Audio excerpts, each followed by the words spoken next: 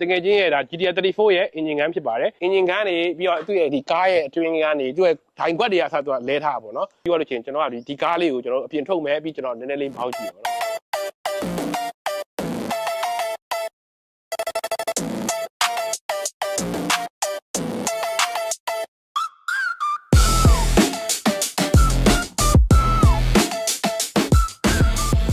့အားလုံးပဲမင်္ဂလာပါကျွန်တော်ဒီနေ့ကတော့ကျွန်တော်တငယ်ချင်းဖြစ်တဲ့ကောင်းချီဖိုရိုအိမ်ကိုရောက်ရှိနေတာဖြစ်ပါတယ်ဘယ်လိုဖြစ်လို့ရောက်ရှိနေတာလဲဆိုတော့လွန်ခဲ့တဲ့တစ်လပေါ့နော်သူ့ရှိကိုကျွန်တော်သူ့ရဲ့ GTR 34ပေါ့နော်ကျွန်တော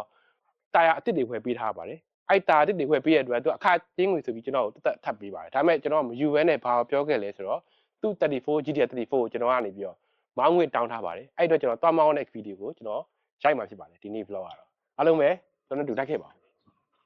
Hello Jumbo Hello ဆက်ချစ်မင်္ဂလာပါ Hello Jumbo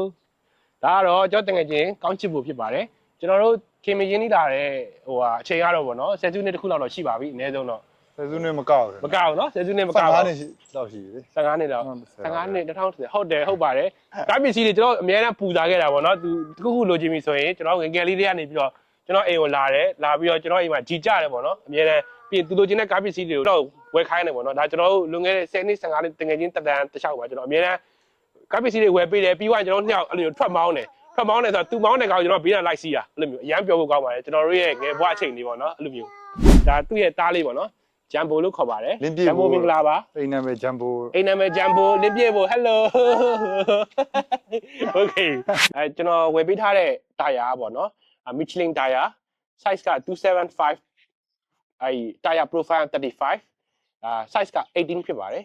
်ဒီတာယာကတော့တော်တော်လေးကိုရှားတာပေါ့နော် Michelin တာယာလည်းပဲကျွန်တော်တော်တော်လေးကိုရှားလိုက်ရပါတယ်ကျွန်တော်ရှာဖွေတဲ့အချိန်ကဟို3ပတ်လောက်ကြာပါတယ်3ပတ်လောက်ကြာတဲ့အချိန်မှာကျွန်တော်တာ3လုံးပဲရပါတယ်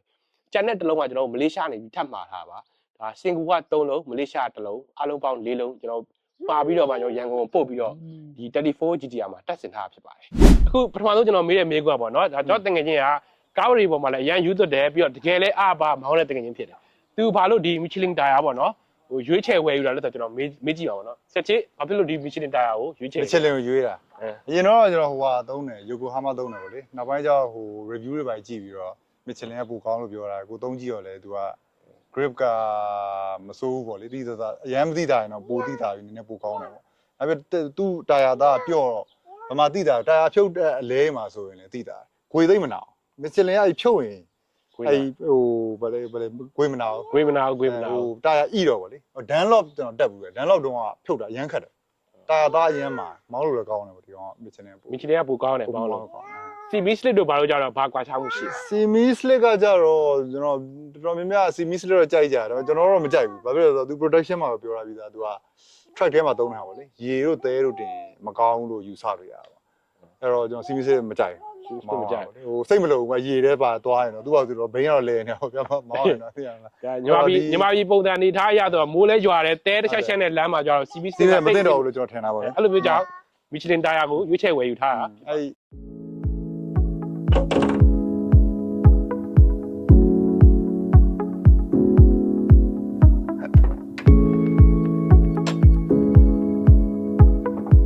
တကယ်ချင်းရဲ့ဒါ GTR 34ရဲ့ engine gun ဖြစ်ပါတယ်ဒီ engine gun မှာရှိတဲ့ component တွေပေါ့နော်အစိတ်ပိုင်းတွေကိုကျွန်တော်ကနေပြီးတော့ကျွန်တော်တကယ်ချင်းတော့မေးမယ်ကျွန်တော်တကယ်ချင်းရှင်းပြမယ်ဒီလိုမျိုးပုံစံမျိုးလေးနဲ့ကျွန်တော်တို့ဒါကျွန်တော်တို့ရဲ့ကြည့်တဲ့ viewer တွေကျွန်တော်တို့ရှင်းပြချင်တာပေါ့နော်ဒါအရင်ဆုံးကျွန်တော်မေးမယ်ပေါ့နော်34 GTR ရဲ့ engine ကဘာ engine မျိုးစားဖြစ်ပါလဲ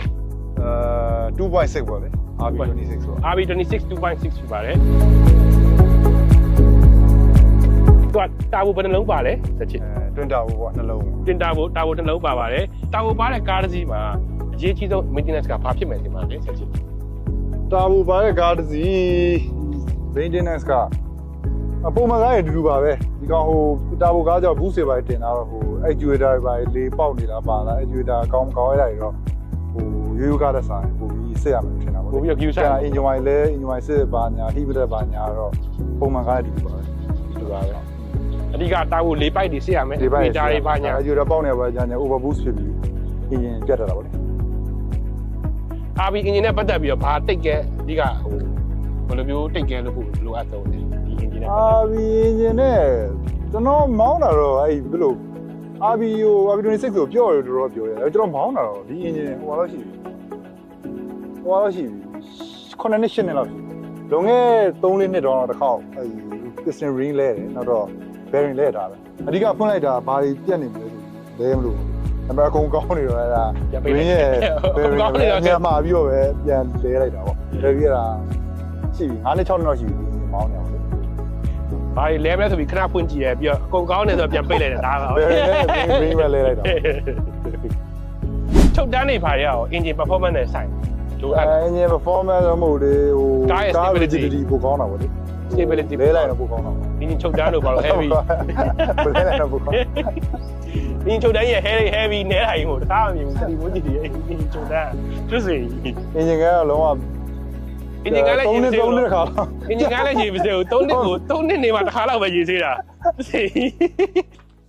ဒီအောင်ဒီ bonnet ဆိုလဲကျွန်တော်ဟိုလောက်စောင့်ရတယ်တစ်နှစ်လောက်စောင့်ရတယ်ဒါ V-spec 2ပုံစံပေါ့ dry car ပုံပေါ့Midori ကနေမှ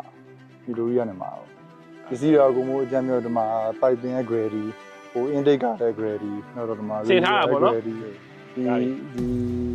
80 manifold ရတယ်ဒီမှာ Nismo ပေါ့အကြမ်းမြင်ဒီမှာ HKS ဘာညာ cam shaft တွေပါလဲထားတယ် pulley လဲထားတယ်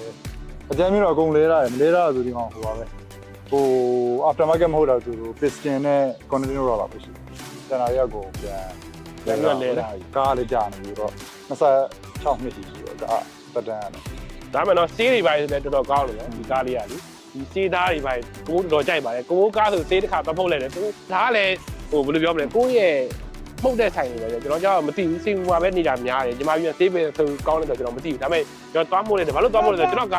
TPI လို့လည်းမှုတ်တာမဟုတ်ဘူးကျွန်တော်ရဲ့စိတ်ထဲမှာကျတော့10နှစ်လောက်တက်တန်းရှိရဲ့ကားတစ်စီးကဆေးမကောင်းတော့ဘူးထင်ကျွန်တော်မှုတ်တာအဲ့လိုပုံစံမျိုးဒီဆေးတဲ့နည်းနည်းအကြောင်းပြောင်းနေတယ်ပေါ့နော်ဟို original အဖြူကိုနည်းနည်းလေးအပြာဖောက်ပြီးတော့ကျွန်တော်မှုတ်လိုက်တာဒါပေမဲ့ကျွန်တော်သိပြီးစိတ်ထဲမကြောက်ဘူးသူ့ကားတော့ဒါပြန်မှုတ်ထားတာဒါပေမဲ့တော်တော်လေးကိုကောင်းပါတယ်ပေါ့ဒီ34 GTR ကိုဆေးမှုတ်ထားတာ Apex မှာမှုတ်တာလားမသိဘူးနော်ဟုတ်တယ်နော် Apex မှာ Apex မှာမှုတ်ထားတာ Apex ကတခါကြီးညာကတော်တော်ကောင်းလို့ခဏနေလို့ရှိရင်ဒါကျွန်တော်တို့ဒီ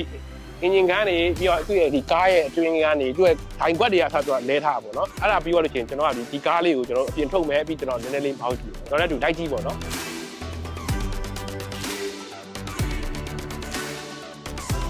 ပထမဆုံးမေးရင်တာပေါ့နော်ဒီအမဲလေးကဘာလဲဆိုပြီးစိတ်ဝင်စားတယ်ပေါ့နော်ဒီကျွန်တော် GTR engine ကကျွန်တော်သိပြီးတော့မမြင်ဘူးပါဘူးအဲ့တော့ကျွန်တော်မေးကြည့်တာဘာလဲပေါ့နော်ဒါပြီး fuse ကပါအဖုတ် ဒါ fuse ကပါဖုံးဖြစ်ပါတယ် ဒီကောင်ကတော့အစ်စ်ပြန်ဝယ်ထားတာဒီကောင်လည်းဟောင်းတော့ ဒီ34 GTR တခုတော့ဟိုဖြစ်တယ်ပေါ့နော် fuse ကပါအဖုံးဘာလို့ဒီရေတန်ကြီးတွေနောက်ရေဖုံးတွေနောက်မှာထားလဲတော့ဖြစ်တယ်နော်